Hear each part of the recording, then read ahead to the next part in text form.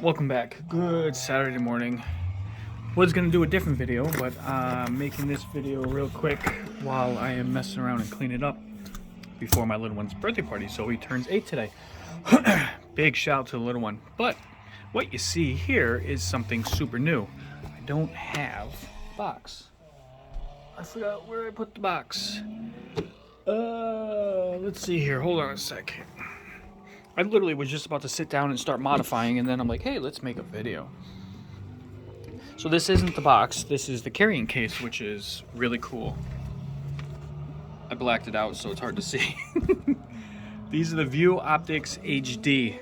And this crazy carrying case, if I can get it open with one hand, hold on a sec here, we'll just look over here randomly.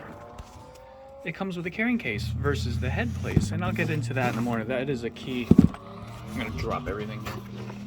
So it comes with this huge carrying case, and it's got all kinds of awesome accessories, which you don't get from a lot of higher end goggles and whatnot. They went overboard. The micro HDMI to convert to a regular HDMI, input, outputs, different battery connectors. But let me get that out of the way here. Okay, so you're gonna ask, well, you love your goggles, why would you get another pair? I wanted another pair for backup or for other people that go with us and hang out to enjoy what we do.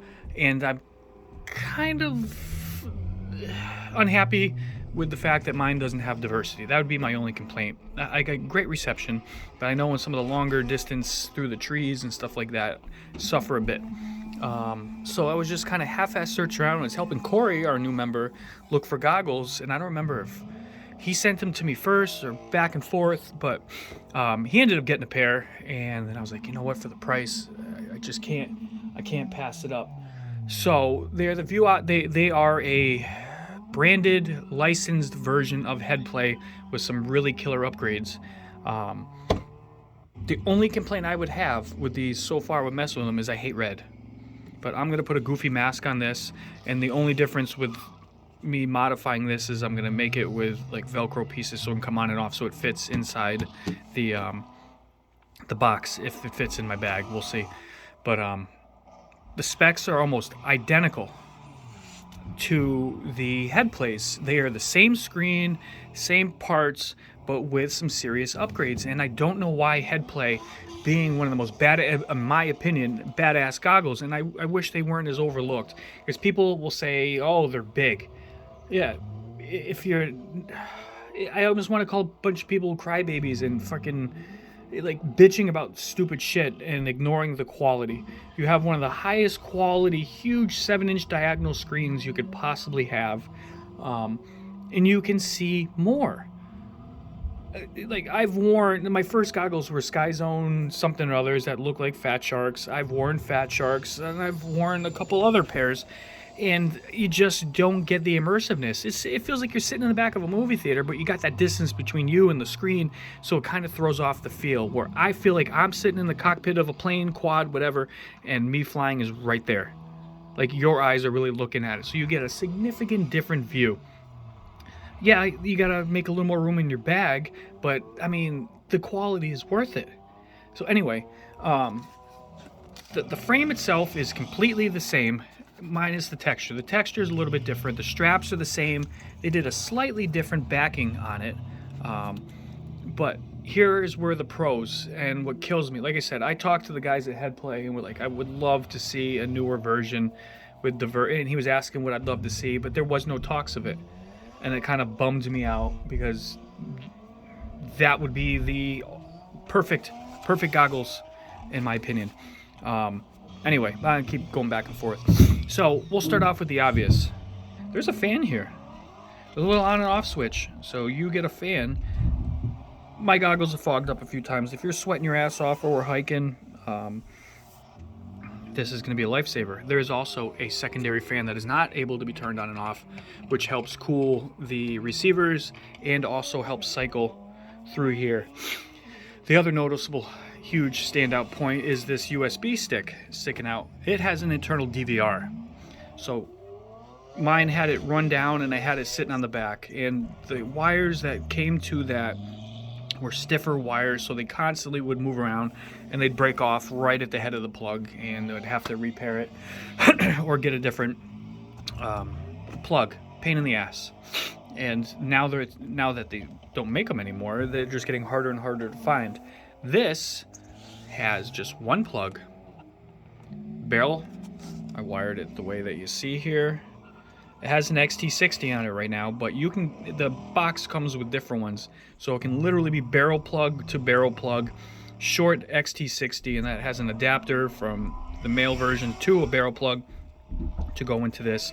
And in my opinion, this is the better connector for connecting to your goggles, because if you have somebody else grab your goggles to unplug them and they grab it wrong, this is a much better plug, but still thin wires. So if it was grabbed wrong, you rip the wires out of here, you have no goggles to fly with.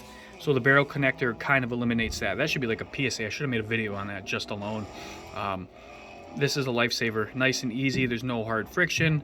So I may go back to that. This was just to set it up. There's all kinds of crazy features inside this that are a little bit different for setting it up for the DVR and the time that it'll record and all that shit. And like I said, no big thing on the back. You can get a shorter version of what I have here to plug into there. You format it, boom. I said it had diversity. I've had this antenna, the one that matched it, doesn't fit. So I swear I looked on the pictures, you know, there's RP, SMA, and SMA. And the difference is, if I can get this off without fighting it here, one's a male and one's a female, basically. So if you look inside there, see the little male? So I thought they were opposite. So my brother Quadfather, years ago, ended up picking me up the patch, the Relac patch, and the circular polarized, and unfortunately we're backwards. So I have this for now. I may change this one out. I can even get it back on there. So all you hear is cars going on in the background. So it has diversity. I did one quick flight in the basement with the tiny whoop just to make sure that everything was working, and all good. Another really insanely crucial kick-ass feature that I wish the Headplay SEs, the version 2s, had for multiple eyes, you know, your different type of eyes. See this little roller right here? You're not going to see it, so I'm not even going to try to force it. Inside here is a moving, I'm going to call it like a rack system, and it holds your lens. So it actually moves the lens back and forth and allows your eyes to be able to see. Focal distance is a motherfucker. I should have put a warning for bad language, my bad. My eyes are old. My eyes are a little bit tired, so my close range eyes suck. So I need a decent magnifier inside of it. This moves, it makes the world of difference. It is not strong enough. It, I believe, has the, I'm sorry, it does have the exact lens that's in the Headplays version 1 and 2, which is the weaker of the two magnifiers that they have. So I have found a couple different magnifiers, so I am going to swap the magnifier. And literally after 5 minutes to set this thing up, I was like, how do I take them apart? It's got two more on the other side, and it's got two here on the front. This thing comes apart even better than the Headplays, because when you take it apart, the screen is actually attached to the top. These and the other buttons here are attached at the top, so the bottom literally slides out, and you got to be gentle because the screen is right here. That's the only thing I got to worry about. No wires running down the side like the original. This just pops out, and then you have the whole bottom piece to play with. I had to fix Corey's because his came actually probably banged up, so the lens was popped out, so we attached and put a drop of glue in it. So like I said, you pull the bottom out, no brainer, and then you have your screen. So I measured and pushed out the lens and then measured, and it's literally the same as the Headplays. So I'm gonna put the stronger magnify in there, and boom, done. I'm gonna mess with, like I said, something fun for the face. That's still up in the air. And then I don't know if I'm gonna do anything to cover up some of the red. I have some vinyl and stuff, so I don't know. But I'm very, very happy with these. You can still find them. I'll see if I can find the link. They're on Amazon, and I still think, no, I'm sorry, I got it on eBay. I think I had a hard time finding them on Amazon because they're a couple years old, and it's a shame. It just, to me, it's one of those gems that got passed up, and I honor and totally respect Headplay for sharing the rights to a wonderful product and them making a much more improved version.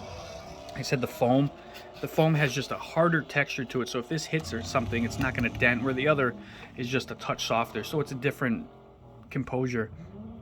But I'm definitely looking forward to getting out and trying the diversity a little more, and seeing how this makes the difference for a little bit longer range. And the fact the fans, that's going to be a lifesaver.